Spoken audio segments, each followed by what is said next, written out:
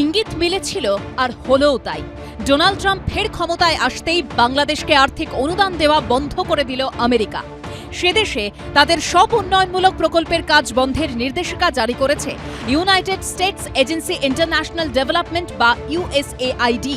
আমেরিকার এই সিদ্ধান্তের জেরে বাংলাদেশ চরম আর্থিক সংকটের মুখে পড়তে চলেছে বলে আশঙ্কা। আমাদের এটাও দেখতে হবে যে বাংলাদেশ কিছু কাজ করছে যেটা সম্পূর্ণরূপে এখনকার যে আমেরিকার যে চিন্তা ভাবনা তার বিরুদ্ধে, মানে আতঙ্কবাদীদের সাহায্য করছে। আমার মনে হয় খুব শীঘ্র আমরা দেখতে পারবো কিছু অর্থনৈতিক, কূটনীতিক, রাজনৈতিক এবং দরকার হলে হয়তো সামরিক পদক্ষেপ ভারত এবং আমেরিকার, যাতে বাংলাদেশের ত্রাহি ভাব হবে। গত বছর অগাস্টে ছাত্র আন্দোলনের জেরে অগ্নিগর্ভের চেহারা নেয় বাংলাদেশ। পদত্যাগ করে দেশ ছাড়েন তৎকালীন প্রধানমন্ত্রী শেখ হাসিনাকে উৎখাতের পর ক্ষমতায় এসেই আমেরিকার সঙ্গে সখ্য বাড়াতে তৎপর হন ডেমোক্র্যাট ঘনিষ্ঠ মোহাম্মদ ইউনুস। সে সময় মার্কিন মাস্টাতে ছিলেন জো বাইডেন। এতদিন স্বাস্থ্য, শিক্ষা, পরিবেশ, কৃষকদের জন্য রোজগার থেকে শুরু করে রোহিঙ্গাদের থাকার সুব্যবস্থা করতে বাংলাদেশ সরকারকে কয়েকশো কোটি টাকা অর্থ সাহায্য করে আসছিল আমেরিকা।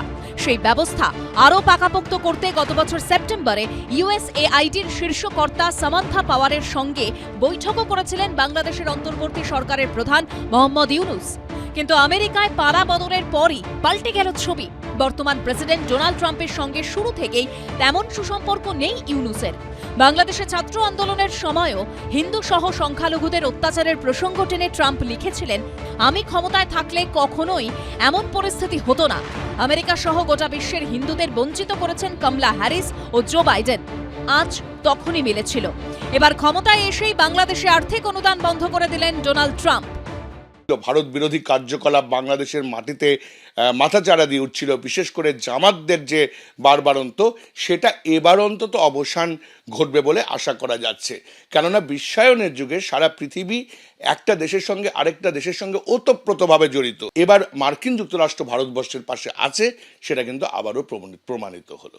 এবারে আশা করা যাচ্ছে যে এই ভারত বিরোধিতা, বাংলাদেশ যে একটা ইন্টারিম সরকার গঠন করেছে, সেই সরকার অন্তত বন্ধ করতে বাধ্য হবে। 20 জানুয়ারি 47তম মার্কিন প্রেসিডেন্ট হিসেবে শপথ নিয়েছেন ডোনাল্ড ট্রাম্প, যার সঙ্গে নরেন্দ্র মোদীর সুসম্পর্ক কারও অজানা নয়। এর মধ্যেই ভারত বাংলাদেশ চাপানোতরের আবহে ট্রাম্প প্রশাসনের নবনিযুক্ত বিদেশ সচিব মার্কো রুবিওর সঙ্গে বৈঠক করেছেন ভারতের বিদেশমন্ত্রী এস জয়শঙ্কর। সূত্রের খবর, বাংলাদেশ ইস্যুতে মার্কিন আধিকারিকের সঙ্গে বিস্তারিত আলোচনা হয় তাঁর। এরপরই আমেরিকার এই পদক্ষেপ ঘিরে বাড়ছে জল্পনা।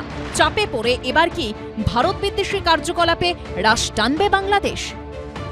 বাংলাদেশের পরিস্থিতি কিন্তু ট্রাম্পের নজরে এসেছিল, এটা খুব পরিষ্কার।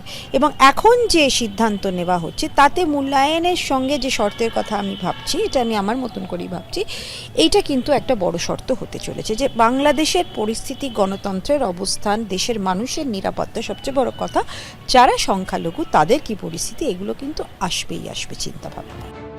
সাম্প্রতিককালে অস্থির পরিস্থিতিতে এমনিতেই বাংলাদেশের অর্থনৈতিক অবস্থা টলমল।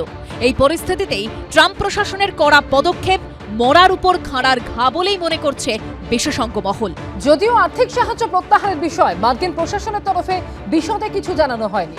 ট্রাম্প সরকারের তরফে বলা হয়েছে শুধুমাত্র ইসরায়েল ও ইজিপ্টকে আর্থিক অনুদান দেয়া হবে, বাকি সব দেশের আর্থিক সাহায্য প্রত্যাহার করা হচ্ছে। আপাতত 90 দিনের জন্য জারি থাকবে এই নির্দেশিকা।